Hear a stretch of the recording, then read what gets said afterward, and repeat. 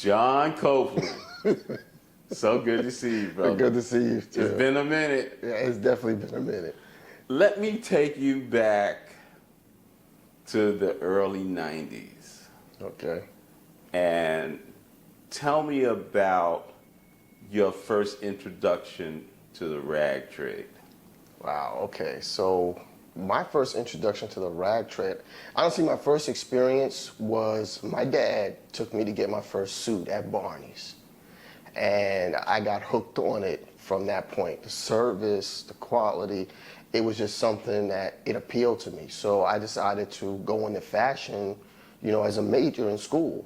And my first retail job was at Macy's, and I worked in the men's department, and I loved it. And so eventually, I ended up working at Today's Man, which was more about suits and ties and things of that nature. And actually, that's where I met you, and you mentored me in regards to, putting things together and, fabrics, and you educated me on a level that I wasn't educated on at that point. So that was when I really fell in love with it. Going back to talking about Today's Man, Today's Man was a real iconic Philadelphia-based company that decided to expand and move into the New York City market. In fact, they opened their flagship store on Fifth Avenue. They opened up another store on 6th Avenue, and they had stores scattered around the Long Island, New York City metropolitan area. Right. Just to give a little background about Today's Man.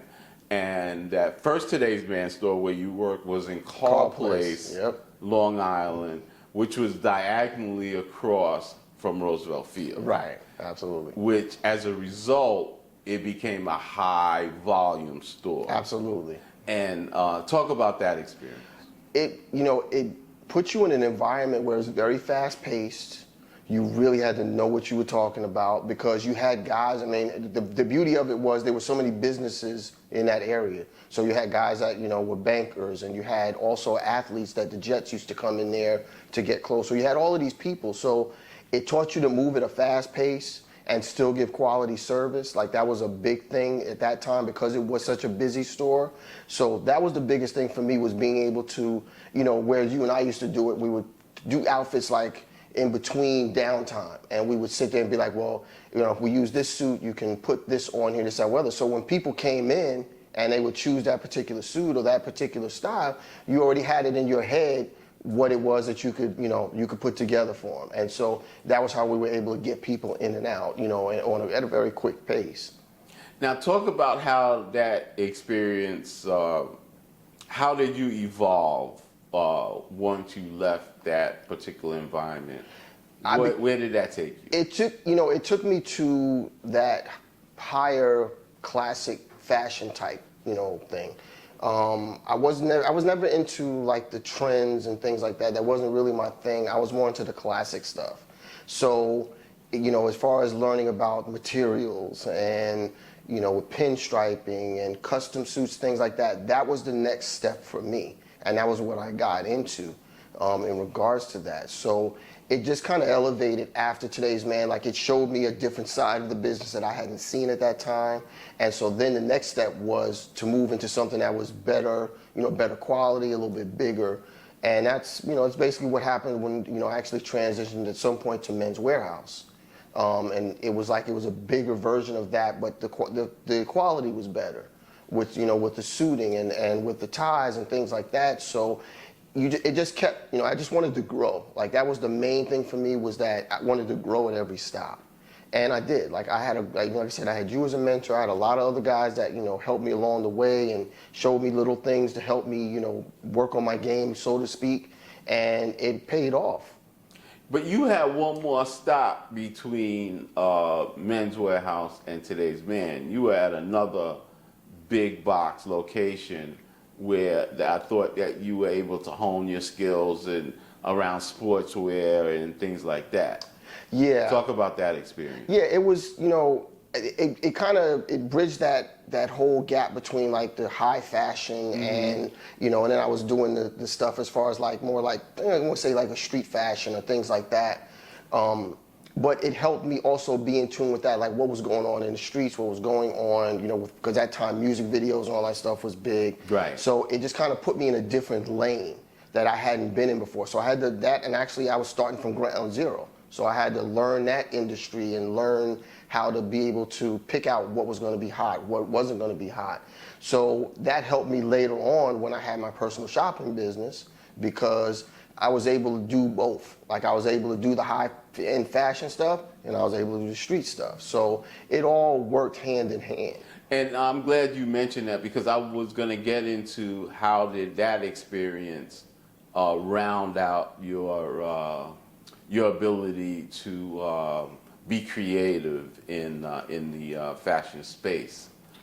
Yeah, once, you know, I thought I had it figured out, or I had it, you know, where I was very comfortable with it. I decided to open a personal shopping business. Like I wanted to work for myself.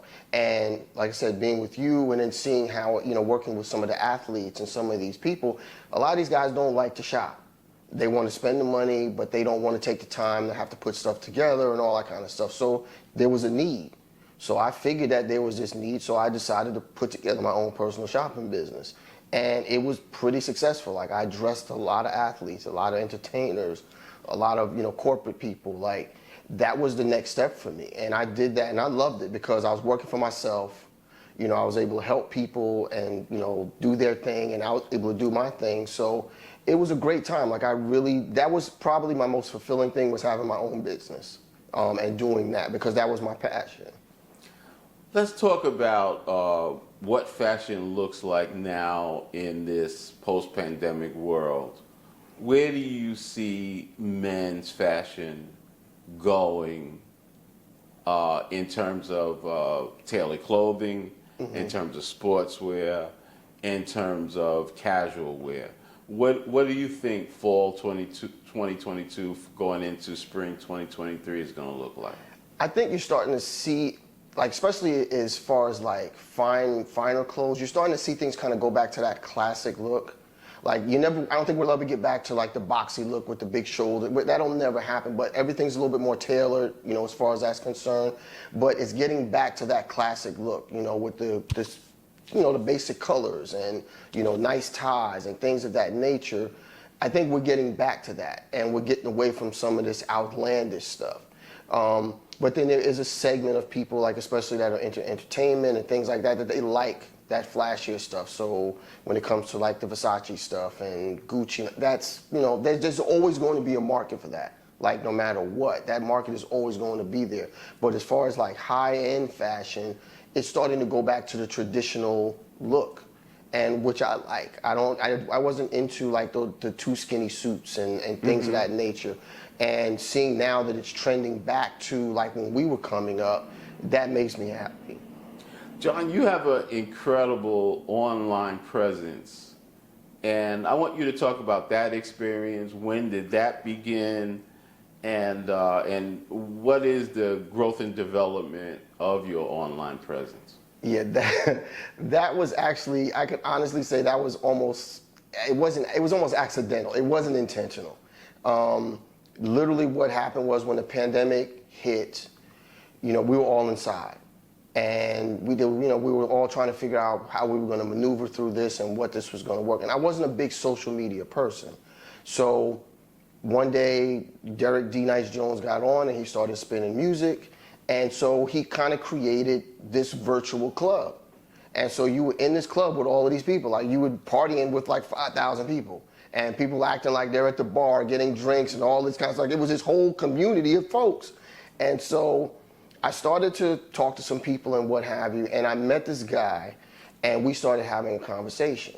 And so one day, it was like probably like 2 or 3 o'clock in the morning, we were talking, and we were like, hey, you know, it'd be kind of cool, especially since we're not doing anything, if we just kind of talked about issues. Like we talked about, you know, relationships between men and women, and there's this communication gap. So we had this whole thing. So we said, you know what, let's do a little show. Like the two of us will come on, and we'll talk. And we'll see how this goes. And we figured, well, if we get 5 people in here, it'll be good. Well, the first show we did, we had over 90 people. And then they were like, oh, you guys coming back next week? Well, we didn't plan to come back next week. We were like, it was a one-time thing. And so we ended up coming back the next week. And then a couple of weeks later, we added another member. And then a little bit later on, we added another one. And so that's how the Gentleman's Corner was formed. And so what we do is we have conversations in regards to relationships, in regards to life, you know, topical issues. So we try to cover everything. It comes from a very transparent and vulnerable space. Like, it is a safe space, so we can have these conversations. So when you show up, you never know what's going to happen. Like, you never know. Sometimes we'll be on there crying. Sometimes there's a bunch of laughter. Like, you just never know what's going to happen.